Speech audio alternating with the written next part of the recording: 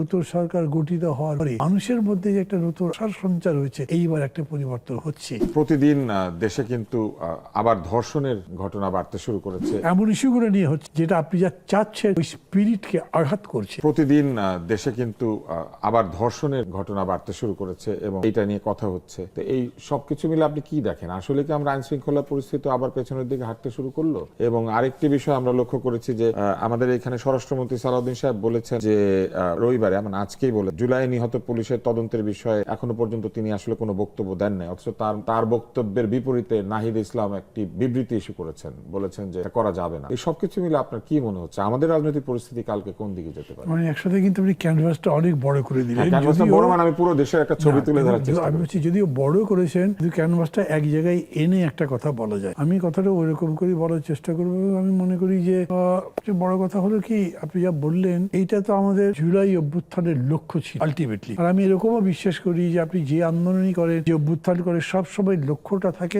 আরো সুন্দর জীবনের জন্য। সেটা সমাজ জীবন, রাষ্ট্রিক জীবন, আমাদের সবার ধারণা ছিল যে উন্নতি হবে, ব্যক্তি পারিবারিক জীবন, সবকিছুতে গুণগত রূপান্তর হবে এবং এটার জন্য একটা সমাজ চেতনা গড়ে তুলতে আসতে হয়। অভ্যুত্থানের সময় এটা হয়েছিল, গ্র্যাজুয়ালি এটা কিন্তু কমতে শুরু করেছিল। আমি বলছি এখন আমার এরকম বোধ হচ্ছে, এটা শুনলে অনেকে হয়তো কষ্ট পাবেন, কিন্তু আমার কথা ভুল হলে তো ভুল, আপনাদের কষ্ট পাওয়ার কিছু নেই, কিন্তু ঠিক পরে রেকটিফাই করা উচিত। সেটা হচ্ছে যে এই নির্বাচনের পরে, তারপরে নতুন সরকার গঠিত হওয়ার পরে মানুষের মধ্যে যে একটা নতুন আশার সঞ্চার হয়েছে, এইবার একটা পরিবর্তন হচ্ছে। এটা হওয়া উচিত ছিল। অর্থাৎ এত লড়াই করবার পরে ভোটের মাধ্যমে একটা গণতান্ত্রিক সরকার পেলাম। এই সরকার একটা গণতান্ত্রিক বাংলাদেশ, একটা মানবিক বাংলাদেশ, কল্যাণের বাংলাদেশ, আমি কল্যাণ রাষ্ট্র বলি, এরকম করবে। তাতে আপনি যতগুলো জিনিস চাইছেন একটা কাভার হতো, কিন্তু এটা হচ্ছে না। দেখেন ওই যে সেদিন বেরো না, রূপগঞ্জের একটা কারখানার গিয়ে চাঁদা চাওয়া হয়েছিল, তারপরে সেখানে গিয়ে হামলা ভাঙচুর লুটপাট, গিয়ে ওসির কাছে মামলা দিতে গেছে। সে বলেছে সারা বিএনপির প্রেসিডেন্টের নাম দেওয়া যাবে। উনি তাই নামটা বাঁচে, পেপারে পড়েছেন নিশ্চয়ই। এইটা আমি মনে করি কি প্রায় বাংলাদেশের সমস্ত থানার চেহারা একই রকম, চরিত্র একই রকম হয়েছে। পুলিশের মেজর এমন কোনো চেঞ্জটা হয়নি। এইখানে গণচেতনার বিষয়টা ছিল। এবং এরকম সময় একটা হয়, গভর্নমেন্ট যদি ভুল করে, এখন পর্যন্ত গভর্নমেন্টের অ্যাটিটিউড নেগেটিভ না, তারা পজিটিভ কথা বলতে চেষ্টা করছে।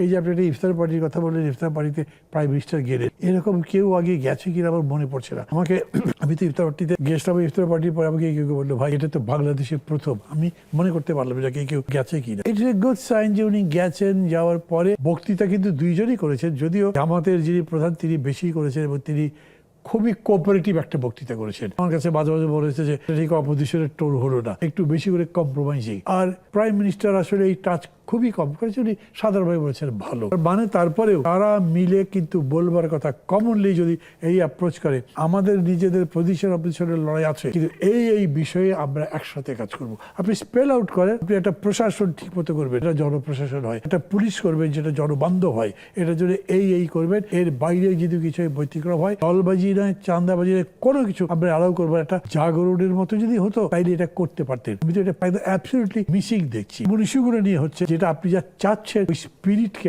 আঘাত করছে। আমি বুঝেও যেন বুঝছি না এবং সেটা রিপ্লাই দেওয়ার চেষ্টা করছি না। এটা একটা অশনি সংকেত আমি মনে করি। এখন তো মানে কেবল শুরু করলাম, এত কড়া করে বলবার হয়তো দরকার নেই, কিন্তু এখন সজাগ হতে হবে, সেটা খুব তীক্ষ্ণভাবেই বলা দরকার। এখনই যদি হতে